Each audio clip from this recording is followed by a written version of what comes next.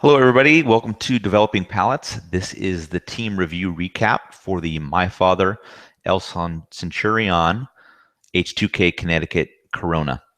And on this review was Jiunn Liu and myself, Aaron Loomis. And to go into some of the cigar statistics, to give you an idea about the cigar, this is the Corona, 5.5 inches by 48 ring gauge. This is rolled in the My Father factory in Nicaragua. Has a hybrid U.S. Connecticut wrapper, and the binder and filter is both listed as Nicaraguan. And the blenders were Don Pepin Garcia and his son Jaime. And the price point on this cigar, MSRP, is about $7.60. Your taxes may vary depending on where you live.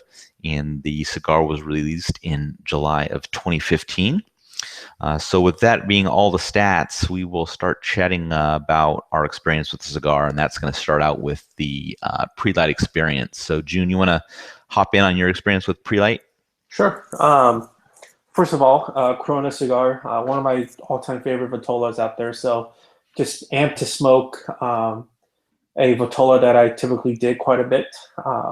Typically Corona cigars strikes that perfect balance of flavor and strength for me. So, I was hyped to smoke it. So in terms of pre-light experience, I judge pre-light in two different facets. One by the actual look and feel of the cigar, and the other aspect of it is the actual the nosing of the cigar, in the sense of nosing the wrapper and the foot, and then the taking the cold draw. So first of all, the look of the cigar. It was a good looking cigar. It had a soft box press. It was silky. It was pretty uniform, medium brown. It felt pretty well rolled. Didn't feel any soft spots or major soft spots rather. And the seams it popped out a little bit here and there, but to the point where I almost felt like, well, hopefully we're just going straight through and not unravel. Right. The head is finished off in a well-adhered triple cap. So all in all, that aspect of it is just typical middle of the run look. In terms of pre-light flavors, the nose of the wrapper gave a lot of barnyard and cedar for me, and the foot still gave that same hay, but there was quite a bit of white pepper spice for me when nosing the foot, to the point where, I sneeze quite a bit when I smell white pepper on a cigar. So, so that happened. Yeah.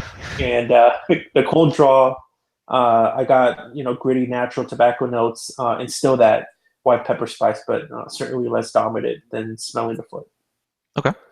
Yeah, for me, the coloring on this cigar was a little bit. It wasn't uniform all the way. So looking at the wrap lines, they were pretty easily visible because the coloring of the wrapper was a little bit different, as the leaf underneath each wrap. So it was easy to see where they were at. But it was nice medium brown color to the wrapper. The triple cap was applied perfectly, very tight, very good looking, no lifting of any of it. So it all looked in good shape. For me, the aroma was kind of a light hay on the wrapper, maybe a little sweetness, and then down at the foot was quite a bit sweeter. And then for the pre-light, got a little bit of spiciness on the lips, but it was primarily like a slight leather flavor for me, with with the tobacco in there as well. But yeah, that's kind of the experience I had. Now the cigar it's got 2 bands on it and then a foot ribbon, so a lot of it is covered up when you first pull it out of the cello. But you pop that ribbon off, and then I left the 2 bands on it as I smoked through, to make the pictures look all nice and things like that. But then as you get through it, you start pulling them off. But the bands look pretty nice on the cigar too, so it has a good appearance to it. Yeah. Speaking of the bands. As some of you may know, the Centurion it was an old brand that Pepin brought back from back in his days. The original release of the Centurions were, well, when they first came out, they were that good. But if you could find some now, they're absolutely fantastic, and you should grab all of them and then give me some too. Right. So let's get into the flavor experience. So what we'll do is we'll kind of just combine all the thirds, kind of just talk about the smoking experience from first third all the way through to the final third. So go ahead and hop in with your experience there. Sure. I mean, from first draw, I got such a intense, dominant white pepper, Hmm. um, which really surprised me. I mean, I understand that this is a U.S. hybrid Connecticut, so it's not your stereotypical U.S. Connecticut that manufacturers will disclose. And of course, like most manufacturers, they don't disclose much in terms of the blend. So just Nicaraguan filler and binder. Hmm. Who the heck knows where that is? Certainly, of course, just because you say Nicaragua doesn't mean anything. It could surely vary quite a bit based upon where Nika and all that. So, but yeah, man, like I got so much pepper. It was to the point where it was intense. And to try to retrohale it, it just got more intense to the point where I couldn't even perform a full retrohale. Hmm. So surrounding that dominant note of white pepper, I got hay, I got bready notes, and then and that was the main portion of it. So those notes basically stayed within the entire first third and within the second third and last third consistently throughout. In terms of transitions and changes, the cigar did get better for me starting from the second third. Hmm. And it just progressively got more and more bitter to the point where at the last third, it was to the point where it was just I was just tasting namely bitterness. So, but overall, it was not a representation of a stereotypical U.S. Connecticut flavor because that pepper was just ridiculous. It's totally in my in the retrohaling. So, Right. yeah. Okay. Yeah, for me, right when I lit it up, I got like this really uh, big blanket of like creamy pepper that just like completely coated the inside of my mouth. So it was like a huge flavor blast right at the beginning. And that's cool. And sometimes you're like, oh man, if this entire cigar is gonna be like this, it's gonna be amazing because you just have like this so much full flavorness, and that's kind of what we're looking for in that cigar. So I was interested to see how the transition was going to be. And typically, what happens is you get that blast of whatever happens at the beginning. You can get the big blast of pepper, and then it fades out, and then it's kind of what that did here. So the flavor intensity dropped down. I'd say about an eighth of an inch in on the cigar. So it dropped down. The flavor profile stayed the same. It just wasn't as intense. So it was really creamy pepper through the first third. There was some sweetness in there as well, especially on the retrohale, which was nice. So kind of exhaling, getting some of that sweetness coming out through the nose. It was a really nice profile there for me. And then transitioning into the second third, a little bit of woodiness started coming in. That kind of mixed in with the pepper and the cream, and the sweetness kind of backed off a bit for me. So there was, just kind of the, creamy pepper, wood. Those were like the kind of how that transition went. And then as it moved into the final third, the woodiness had increased. It became the core flavor, and it kind of pushed out a bit of the cream and a bit of the pepper. But for me, the retrohale then brought in some minerality to it, which I enjoy when it's when it comes in at a good level and it's not like a dominant mineral flavor. But that was kind of how the cigar transition. And what's a bit weird is in regards to this cigar, the strength actually decreased over the cigar for me. So first third was slightly above medium, second third's medium, and then final third is slightly below medium. So that was almost as if I had flipped the cigar around and smoked it from the head down to the foot is how people's typical experience. So, but it wasn't a bad experience. I actually I thought it was kind of nice because typically when you're getting towards the end, some people will just let the final third drop out because like the strength is getting out there and the flavor going away. But it was it was kind of a nice change of pace that was kind of the experience that I had with this Corona. Yeah, it was interesting. In touching upon body and strength, for me, it was nearing a medium full Hmm. throughout the entire cigar, and it was consistent throughout the whole thing. In that, and I wanted to go back and touch upon that pepper that I tasted so much of. Um, Hmm. I think I think I almost did like I think my brain screwed itself because when I think about Connecticut cigars, I don't think pepper. Right. I don't think that amount of No. pepper. I think Right. more like a encompassing pepper, like in the background and kind of like to kind of pull it together, softly. Right. But this thing was just like it reminded me of when I used to first smoke cigars, and Pepin is one of those brands that I picked up, and a lot of people talk about that Pepin pepper blast. Hmm. Um, I got that in the cigar, and I got it in what he says is a Connecticut, a hybrid of some sort. Right. So I think off the bat, even within the first draw, like that totally messed with me, and I was like, I can't believe I'm tasting pepper and so much pepper in this cigar. Yeah. Like this is ridiculous. What kind of Connecticut offer is this? Right. Exactly. Oh. All right, so we'll just hop into the burn notes then. What was your experience with the burn? Good burn, consistently throughout the entire cigar. 1 inch average ashes. Held on pretty tight. It was pretty sharp. The entire, all the leaves burned pretty well. I realized that within a couple of times, I personally do a purge before I draw in a cigar. Every time I Right. draw a cigar, but there's a couple of times where I had to do that real quick because it was kind of on its way going out. So I did feel like I had a baby a little bit. Hmm. But given the fact that it's a Corona Vitola and, given, of course, with that shorter smoke time, it didn't annoy me. If it was like some sort of a double Corona or Churchill, then it'll really annoy me. So, Right. Yeah. Well, the burn for me was really good, and you're talking about the length of the ash. For me, I was getting between 1 to 2 inches at a time. I think when the cigar first started off, it was burning along, and I was getting to the point where I had to pop off the first band before it was even going to drop off. So yeah.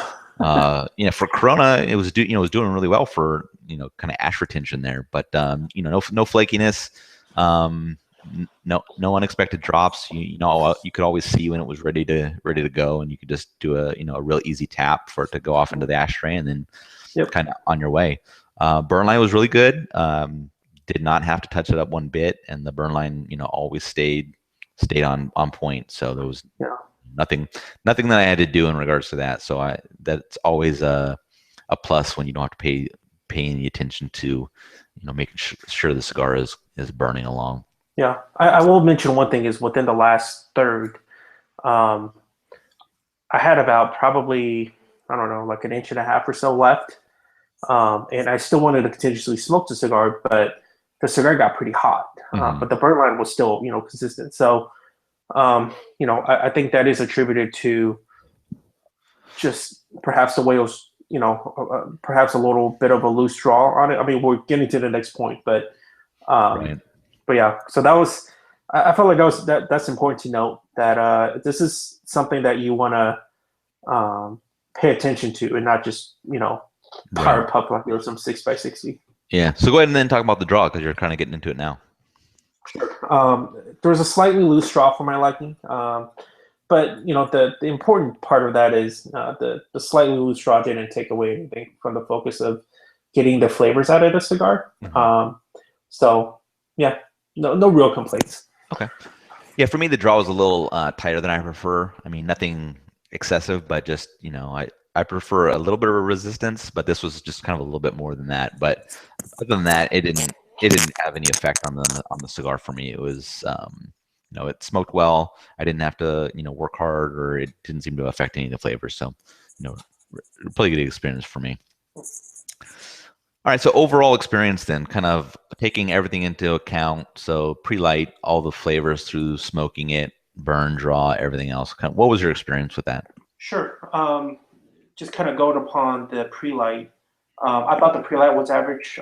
There's something that really stuck out. I mean, the cigar itself looked good, but especially on the nosing and the cold draw, it was a run of the middle experience for me in that, which is why I warranted a average rating on that. In terms of flavor and just smoking experience in general, I thought that the first couple of thirds was average. You know, I mean, so let's say exclude the dominant white pepper. I did get stereotypical Connecticut flavors, right? So a lot of that bready note, along with that, you get this like sweet creaminess to it that I enjoyed. But it started tapering off, and I gave it a subpar in the final third because also within most Connecticut's that I have, oftentimes it gets bitter, and there was definitely that, and the bitterness just kept on amping up within the tail end of the second third onto the last third. So overall, I thought this was a subpar Connecticut cigar. I feel odd to call it a Connecticut cigar. Right. I feel like the actual, if I were to look at all the notes in totality, I think that they meld fairly well together, minus the bitterness. And they're very full, distinctive notes, which anybody loves. Right. But given the fact that within the Connecticut cigar, typically what you would expect is not something that is fuller bodied or fuller strength, which I thought this was. I wouldn't recommend it to a novice smoker because typically novice smokers, you give them the milder stuff, right? And what does that really mean? It's if it's not infused cigars or some wood tip bullshit, you give them a Connecticut. So this is not for a novice smoker. I think this cigar would absolutely blow the face off of a novice smoker. But I think a veteran smoker should smoke something like this because this is such a deviation from your typical Connecticut cigar that's offered out there, which is namely coming out of a Ecuadorian Connecticut or a U.S. Connecticut. So I think it is worth giving a shot for a veteran smoker. Okay. Yeah, for me, this cigar looked really good. Lit it up, big blast of flavor right off the bat, which was nice. Then it toned down a little bit. Good set of core flavors. Wood, pepper, cream. A little bit of sweetness in there, which is nice. Performance was excellent. So not having to pay any attention to that is nice. You can focus solely on the flavors, which is what I always look for. But kind of what you're going into is how this is classified as a Connecticut cigar, but it's not that typical mild strength, light flavored cigar. So definitely need to be aware of that if you're going into it knowing that it's a Connecticut. So for me, I think it's something that good maybe that someone that does smoke mild Connecticut's can transition up to. But yeah, like you're saying, not like a brand new smoker. This isn't what I would start them with. Start them with something that's definitely on the milder level. But it's definitely for somebody that's kind of a regular smoker. Definitely something that you could smoke any time of the day, even including in the morning. I'd actually be interested to see how that would pair with some coffee in the morning. But yeah, you could smoke it in the morning. You could smoke it, middle of the day. If you're going to smoke a couple cigars in the evening, maybe this would be the first cigar that you smoke. And then kind of if you're going to go up to a fuller cigar, then that's kind of how you end your day. But definitely something I think, would be pretty approachable to a lot of smokers. Yeah, I was about to make a comment. When you mentioned pairing it with coffee, I think pairing it especially with black coffee or even espresso will really tame that spice down. And then you get more of that creaminess and the sugary aspect of it to pop. So I'm interested to see what that may look like. But then again, honestly, any cigar tastes better with coffee. Yeah. Right? I mean, no one ever said this cigar tastes like shit with coffee. You could smoke some Dog Rocket and be like, this coffee is good, this cigar is good. Right? So. Yep. Exactly. All right, so let's get into our scores and how we kind of did the overall scores for this. So you scored this cigar a 4.57, and I scored this cigar a 6.53. And for those of you that are not familiar with our scoring system, it goes from 0 to a 10. So a 5 would be a dead-on average cigar. So you can see that Jiunn scored it, slightly below average, and I gave it a little bit, a fair amount above average score on this one. So, kind of, what were your thoughts on kind of how that score, equaled out to kind of your experience with the cigar? Sure. So when I think about a average Connecticut cigar, I think about what I typically get out of it, and which is not this. So, I mean, don't get me wrong, I talk a lot about the dominant white pepper spice that I got, but it's not like it was a off-putting flavor. It was a surprising flavor. So, but I don't expect that out of a Connecticut cigar. Right. Out of and again, I know this is hybrid, but dude, just call it hybrid, something else. Don't call it Connecticut. If you call it Connecticut, you totally fuck my head. So, right. Anyways, Pete, if you hear this, let me know. Right. So, I mean, average Connecticut, mild, sweet creaminess, something that's not going to blow your head off, something to kind of kick off the day with, or even I would recommend a good Connecticut cigar to most veteran Cuban cigar smokers, because it's typically on the milder side, right? Typically. So, I did get all that, but what the sub part of it was due to the subpar pre-light experience, right? Namely on the nosing and the cold draw. It didn't really wow me much, but of course, when I smoke a cigar, it's all about the actual smoking experience. And speaking on behalf of that bitterness mixed in with the strong white pepper, that's almost a double whammy. Right. And that was just, it was slightly off-putting. Yeah. But then again, I wouldn't mind laying some of these down and putting in a rotation down the road and see how this thing ages. Right. Right. I mean, in general, I feel like stronger pink cigars age wonderfully. So given that track record, I think I would actually buy some and just let it sit. Sure. So. Yeah, and like when you're talking about not the typical Connecticut, it's like you're talking about the bitterness. I didn't actually experience the bitterness that you did, but you do get that sometimes in the typical Connecticut cigar. So that's where I kind of see this as a bit of a variation on that, and why I scored it a bit above average, because it didn't have that, and it wasn't what I consider a typical Connecticut. So sometimes Connecticut for me can just be too mild, not enough flavor.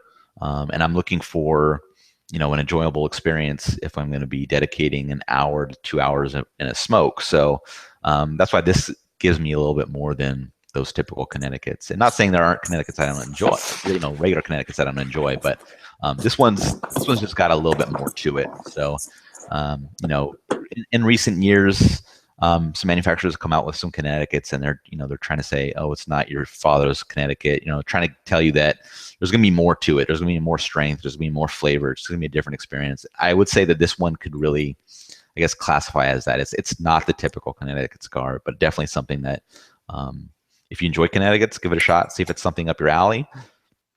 Or if you're someone that shies away from Connecticut's, it's something to try because it's going to be a different experience. So either way, I think it's a good cigar for people to give a shot to, just to see if it does fit in their wheelhouse or not.